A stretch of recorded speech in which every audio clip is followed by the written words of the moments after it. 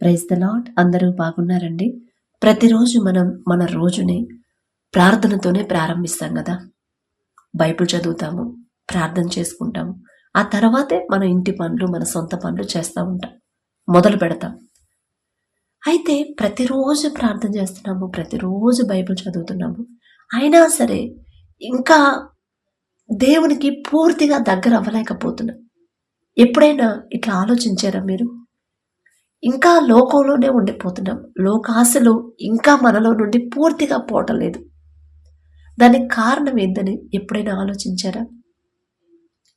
మనం చదివే బైబిలు, చేసే ప్రార్థన ఎలా ఉండాలని తండ్రి పరిశుద్ధ గ్రంథంలో రాపించి పెట్టాడు. ద్వితీయోపదేశ కాండము 10వ అధ్యాయం 12వ వచనం చూస్తే, మార్కు సువార్త 12వ అధ్యాయం 30వ వచనం కూడా చూస్తే, నీ దేవుడైన యెహోవాను నీ పూర్ణ హృదయముతోను, పూర్ణ ఆత్మతోను, నీ పూర్ణ శక్తితోను ప్రేమించి నీ దేవుడైన యెహోవాను సేవించుడి. ఇదే మాట మొదటి సమూయేలు గ్రంథము 12వ అధ్యాయం 24వ వచనంలో కూడా, యెహోవా మీకు చేసిన మహత్తర కార్యములను బట్టి ఆయన యందు భయభక్తులు కలిగి మీ పూర్ణ హృదయముతో సత్యముగా ఆయనను సేవించుడి. ఇదే మాట కొలసీలకు రాసిన పత్రిక 3వ అధ్యాయం 23వ వచనం, మనుషులకు చేసినట్లు కాక ప్రభువునకు చేసినట్లు మీరు ఏమి చేసినను హృదయపూర్వకముగా చేయుడి. అందుకే ప్రతిరోజు మనం వీడియోలో ఇదే మాట చెప్పుకుంటాం. మనస్ఫూర్తిగా ఒక్క కృతజ్ఞత చెప్దాం. మనస్ఫూర్తిగా హృదయపూర్వకంగా చేసే ప్రార్థన 5 నిమిషాలైనా సరే, 10 నిమిషాలైనా సరే మనస్ఫూర్తిగా చేయండి. చదివే బైబిల్, పరిశుద్ధ గ్రంథం మీరు 5 నిమిషాలు ఒక వచనం చదివినా, ఒక అధ్యాయం చదివినా మనస్ఫూర్తిగా చదవండి. మనస్ఫూర్తిగా హృదయపూర్వకంగా చదవాలి. ఇప్పుడు ఎవరైనా మనకి ఇష్టమైన, మన మనసుకి బాగా ఇష్టమైన వాళ్ళు మన ఇంటికి వచ్చారనుకోండి, చాలా రోజుల తర్వాత పనులన్నీ పక్కన పెట్టేసి, ఇంట్లో పనంతా అంతే ఉండేది, అయినా సరే ఆ పని ఎప్పుడు ఉండేదేలే అని పక్కన పెట్టేసి కూర్చొని వాళ్ళకి టీయో ఏదో ఒకటి ఇచ్చి అసలు మనసు విప్పి ఎంత హ్యాపీగా, సంతోషంగా, మనస్ఫూర్తిగా వారితో మాట్లాడతాం. ఒక మామూలు మనిషికి మనం అంత ఇంపార్టెన్స్ ఇచ్చి, అంత ఇష్టంగా, మనస్ఫూర్తిగా మనం మాట్లాడుతూ ఉంటే, మనల్ని ప్రేమించి, మనల్ని పుట్టించి, మనల్ని పెంచి పోషిస్తా, మనల్ని ప్రేమించి మనకు కావలసిన సమస్తము సమకూరుస్తా, మనం మరణించినా కూడా తండ్రితోనే ఉండే అవకాశం, అంత గొప్ప ధన్యతని మనకిచ్చిన మన తండ్రితో ఇంకెంత సంతోషంగా, ఇంకెంత మనస్ఫూర్తిగా, హృదయపూర్వకంగా మాట్లాడాలండి. ఇంకెంత ప్రేమించాలి. 10 నిమిషాలు కూడా ప్రార్థనలో కూర్చోలేకపోతున్నాం చాలామంది. 10 నిమిషాలు బైబిల్ చదవలేకపోతున్నారు. మళ్ళీ సమస్యలన్నీ పోవాలి, సమస్య పూర్తిగా పోవాలి, సంపూర్ణ స్వస్థత కావాలి, ఉద్యోగం తెల్లారికల్లా మనకి జాబ్ రావాలి. ఎలా అవుతాయండి?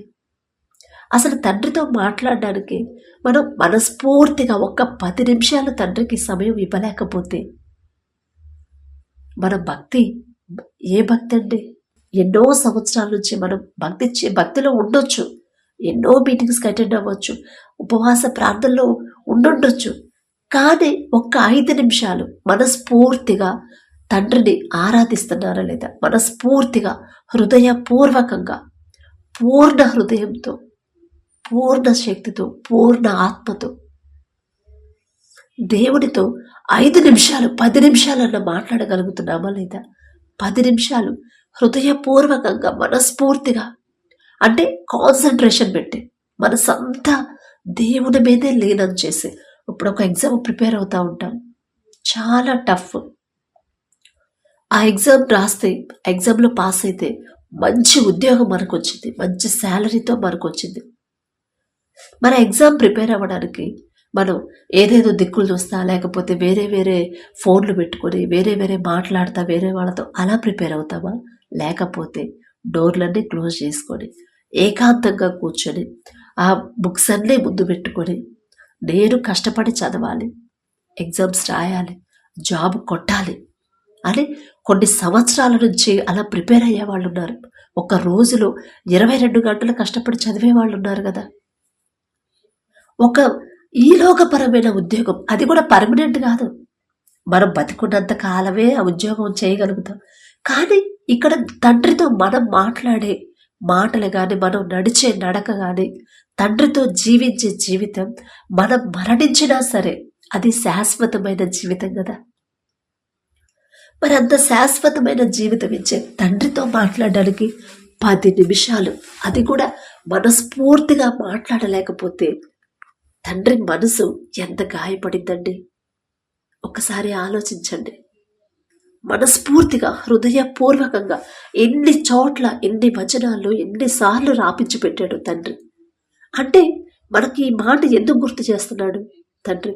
మనం ఒకవేళ చేయట్లేదేమో, మనస్ఫూర్తిగా చేస్తున్నాము. ఏదో టైం అవ్వగానే విశ్రాంతి దినం ఆదివారం రాగానే పొద్దున్నే లేచి రెడీ ఫాస్ట్గా ముందు చర్చిలోకి వెళ్ళిపోయి దేవుణ్ణి ఆరాధించి ఏదో నామకార్థానికి చేస్తున్నామేమో, మనస్ఫూర్తిగా రాలేకపోతున్నామేమో, మనస్ఫూర్తిగా దేవుని పాటలు పాడలేకపోతున్నామేమో, మనస్ఫూర్తిగా వాక్యం వినలేకపోతున్నామేమో.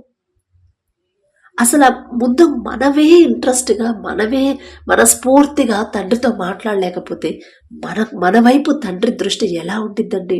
మళ్ళీ మనం అయ్యో నేను తండ్రి ఏసయ్య, నా తండ్రి నా వైపు చూడట్లేదు, నా ప్రార్థన ఆలకించట్లేదు, అసలు నా సమస్య తీసివేయట్లేదని మనం బాధపడతాం. ఒక్క 10 నిమిషాలు చుట్టూ 1000 మంది ఉన్నా కూడా మన మనసంతా దేవుని మీద ఉంచగలిగేంత సాధన చేయాలి. 100 మంది 1000 మందిలో ఉన్నా కూడా మన మనసంతా దేవుని మీదే ఉండాలి. మన ఆలోచన పూర్తిగా దేవుని మీద ఉండాలి.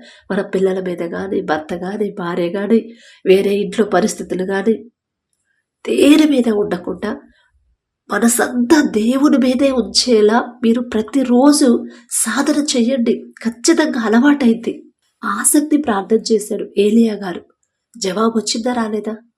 ఆసక్తి ప్రార్థన అంటే, ఇప్పుడు పెద్ద అధికారులు ఉన్నారండి, మనకు ఒక సమస్య ఉంది, అది వాళ్ళతోనే పని అయింది, వాళ్ళతో చెప్పుకుంటేనే పని అయింది, ఇక ఎవరితో చెప్పినా పని కాదు, సరే చూద్దాంలే అంటారు.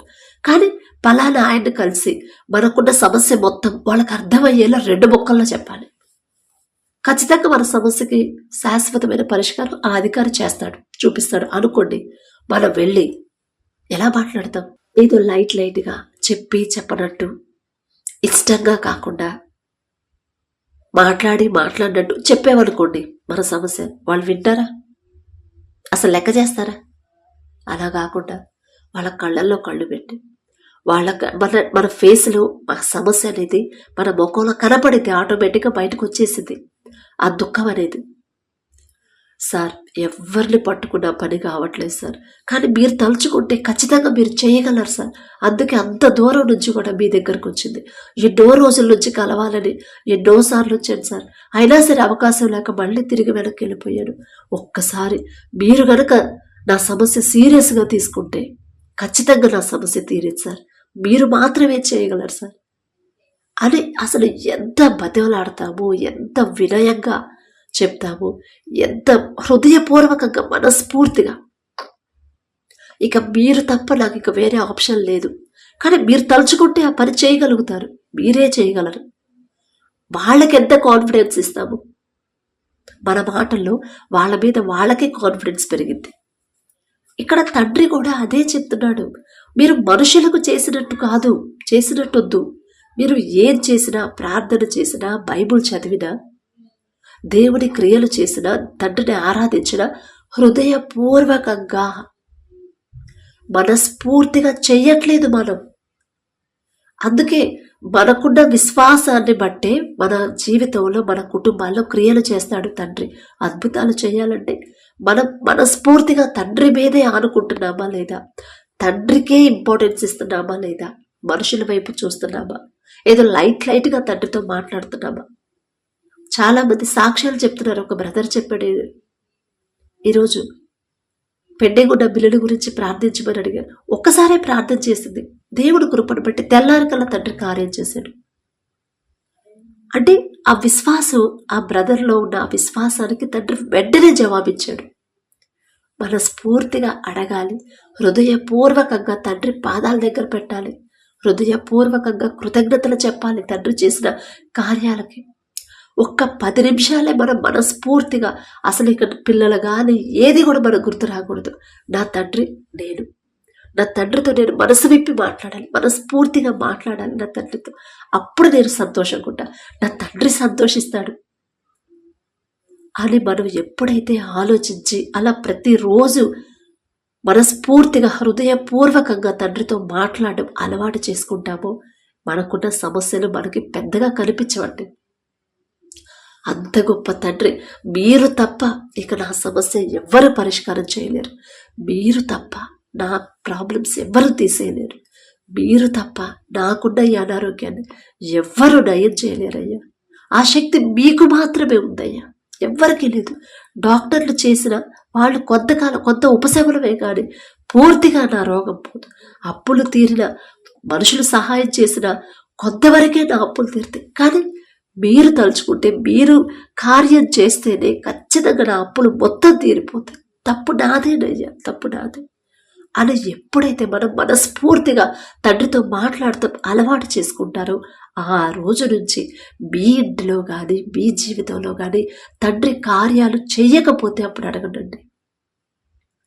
ఒక్కసారి ఈ మాట సీరియస్గా తీసుకోండి. అందుకే తండ్రి రాపించి అన్నిసార్లు రాపించి పెట్టడంటే మనం పూర్ణ హృదయంతో మనం తండ్రిని ఆరాధించలేకపోతున్నాం. చర్చెస్లో ఇంతకు ముందైతే అందరూ కింద కూర్చొని, అంటే అసలు అక్కడి నుంచే తగ్గింపు అనేది. చర్చలు అందరూ కింద కూర్చొని చక్కగా మోకాళ్ళ మీద కూర్చొని, ముసలి వాళ్ళు కూడా కర్రలు తీసుకొని వచ్చేవాళ్ళు, కర్ర పోటు వేసుకొని వచ్చిన వాళ్ళు కూడా కిందే కూర్చునేవాళ్ళు. ఇప్పుడు ప్రతి చర్చిలో చైర్స్లో కూర్చొని మనం ఏమైనా మీటింగ్కి వెళ్తున్నామా, పబ్లిక్ మీటింగ్కి వెళ్తున్నామా, కుర్చీలో కూర్చొని తండ్రిని ఆరాధించడానికి. పరిశుద్ధ గ్రంథంలో చాలా మంది భక్తులు ఎలా ఆరాధించారు, ఎలా తండ్రిని సేవించారు, ఎలా తండ్రితో మాట్లాడారు అన్నీ మళ్ళీ మనం చదువుతానే ఉంటాము. మళ్ళీ మనం కుర్చీలో కూర్చొని అట్లా అది అసలు తండ్రి మనసు ఎలా, తండ్రి ఆసక్తిగా మన ప్రార్థన ఎలా వింటాడండి. మరీ నడవలేని పరిస్థితి అని కుర్చీలు ఏమని చెప్తున్నాడు. ఒకప్పుడు అసలు కుర్చీలు ఉన్నాయా?